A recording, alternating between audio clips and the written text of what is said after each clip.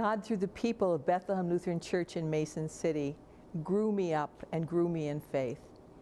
Not only did they teach me about Jesus Christ and his being resurrected from the dead, but they also helped me begin to use my own gifts. Right after confirmation, I was invited to teach Sunday school and Vacation Bible School. I was 13 years old. During that Vacation Bible School, we needed to use a public grade school because the church wasn't big enough for all the children who came. And so I was given a class that we would teach in the hallway of the public school. Now, that probably wasn't a real good idea because it didn't have any boundaries and the children could just get up and leave. I remember the second day they gave me a different class in a classroom. I think that's where I learned the importance of having trustworthy learning environments and boundaries. I learned about the ultimate meaning of teaching the faith very young. I was, yes, just 13 or 14 years old and teaching a kindergarten Sunday school class. I remember the children, I can still see them.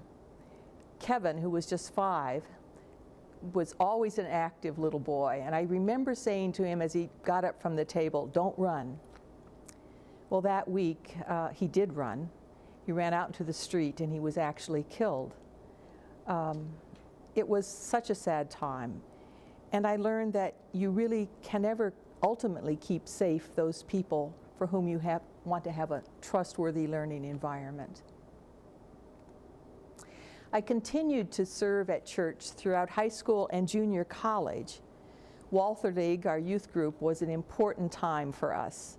Also choir and Sunday school, all of those things were part of the fabric of my growing and of my daily life. One time, a group of us were going to a convention of our youth group in Clinton, Iowa, which was way across the state. 6 of us were going, and we realized the 3 guys and the 3 women, one's name was Gary and Larry, so we just decided to call ourselves Gary, Larry, Terry, Mary, and Carrie, all of us from Mason City, Iowa. And we named ourselves that through the whole weekend. I think I sang a solo at that convention and then was elected district treasurer. I have no idea of the connection.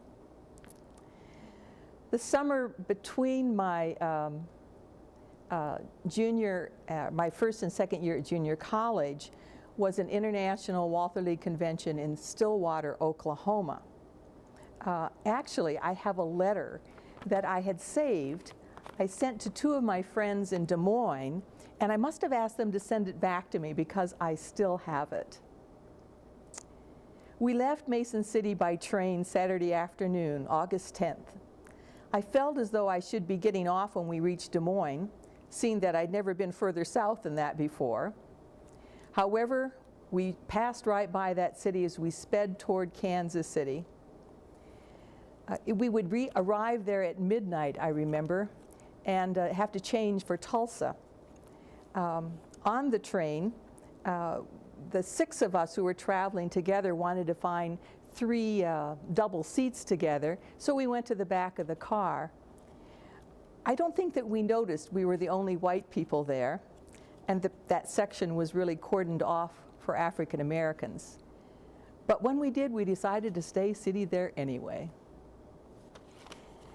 When we were at the convention at the university in Oklahoma, I was put in a group of counselors because at that time I was counseling a youth group, and it was a wonderful experience. This was a time of growing, a time of, well, here I say it. We met people from all over the United States and Canada. I found 2 girls from Fort Dodge and some women from California. It was a wonderful time. I was with the counselors who were attending the convention. Most were pastors, teachers, vicars, or older laymen. But I was pleased because although we discussed some of the same problems as those being discussed in other groups, we had a much more frank and open discussion being counselors. And then a little further on. The last evening of the convention, we left from the field house and walked across the campus to the place for Vespers. That night, the full impact of the significance of this convention hit me. I felt as if my heart would burst. The opportunity to be part of youth work, both for my own growth but also of nurturing younger people, was a very important part of my formation. I did, because I was district treasurer, have an opportunity to go to a national training event for presidents and treasurers of districts, kind of like a synod. But I remember that was the same weekend as the conference for editors of college newspapers in Iowa City, and I chose to go to the latter instead. It became clear to me that some of my vocational choices would have to be made very soon. I had known a deaconess at Bethlehem Lutheran Church, Shirley Grow, a wonderful woman. I respect her to this day. So through her, I heard and saw a person who become a deaconess in the Lutheran Church, a way for me as a woman to serve. At that time, college scholarships and, well, particularly financial aid for students was much less available. So Reverend Hintz, knowing that I wanted to become a deaconess, told me about Valparaiso, and I learned about it. It seemed oceans away in Indiana. But Reverend Hintz went around to the people in the congregation and asked them for money to help send me to college. So Mr. and Mrs. Horn gave $25, and the Lukers gave 10 or 15. So Reverend Hintz and I had a joint bank account. He would arrange for money from the congregation, and I would write them thank you notes. And that's how I got to go to college. Late that summer, there was a Walther League meeting saying goodbye to my sister, who had was now teaching, and to a friend, Gary, going off to become a pastor, and to me, who was going off to become a deaconess. I spent Labor Day finishing up the books for being the treasurer of Iowa District East, and then I was off to Valparaiso University.